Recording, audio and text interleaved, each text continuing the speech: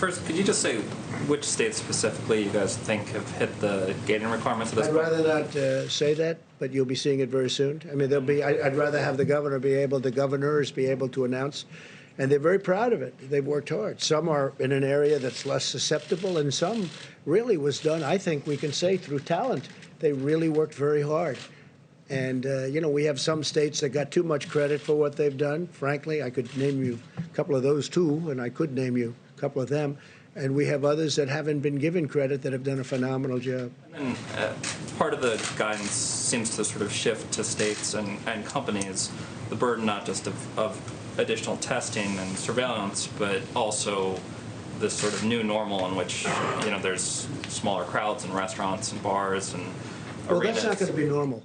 There's not going to be a new normal where somebody has been having for 25 years 158 seats in a restaurant, and now he's got 30 or he's got 60, because that wouldn't work. That's not normal. No, normal will be if he has the 158 or 68 seats, and that's going to happen, and it's going to happen relatively quickly, we hope.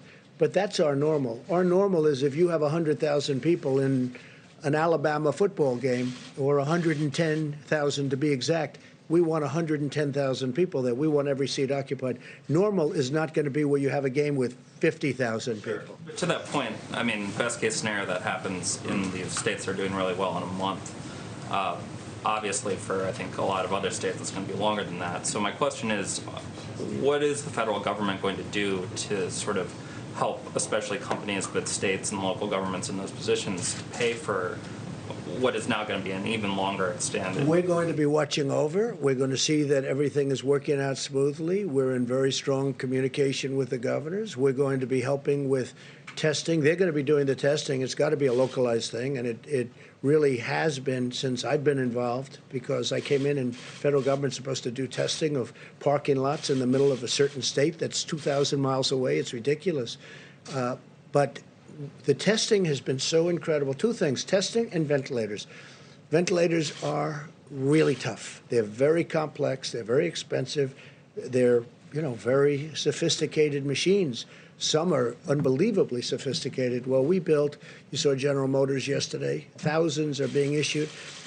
We have 11 companies building them. We have not had one complaint in the last week and a half, which is surge time. Don't forget, when they were calling because in 2 weeks and 4 weeks and 5 weeks they're going to need ventilators, not because they need them right now. And we were right on our counts, and nobody that wanted a ventilator didn't get a ventilator. Plus, we have additional if there is a surge. We hope there's not going to be a surge at all. But we're going to be able to build up the stockpiles of states who didn't have them, who should have had them. And we're also going to have a big stockpile in the federal government, and we'll be able to help foreign countries that need help, because you have countries will never be able to build a ventilator. It's tough stuff. We're uniquely talented in the sense that we can do things that nobody else can do. We'll get right back to you, John. Peter in the back. Peter. Thanks. So you said you didn't want to name the states that might be ready to go. Can you give us some, or maybe the experts, Dr. Birx and Dr. Fauci, give us some sense of how many yesterday? You said 29 states were in good shape. Do you think as many as 29? Yeah, Peter, I think 29 states are in that ball game, not for opening, but I think they'll be able to open relatively soon.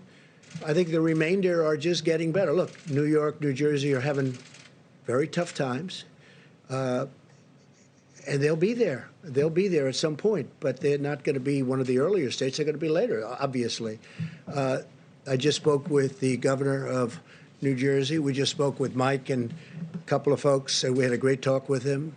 Phil is a terrific guy. He's working very hard, Democrat, but we get along. He's working very, very hard. I guess the fact that he's right next to this big, massive city where everybody's very closely, you know, they're together. And New Jersey's been hit unbelievably hard as anybody in the true sense. But they're doing a great job in New Jersey. But that doesn't mean, Peter, that doesn't mean that they're going to be opening next week. That's not one that's going to be. But we have a lot of states that, through location, through luck, and also through a lot of talent, we have states through a lot of talent are in a very good position, and they're getting ready to open. And over the next very short period of time, it's going to be up to the governors. We're going to work with them. We're going to help them. But it's going to be up to the governors.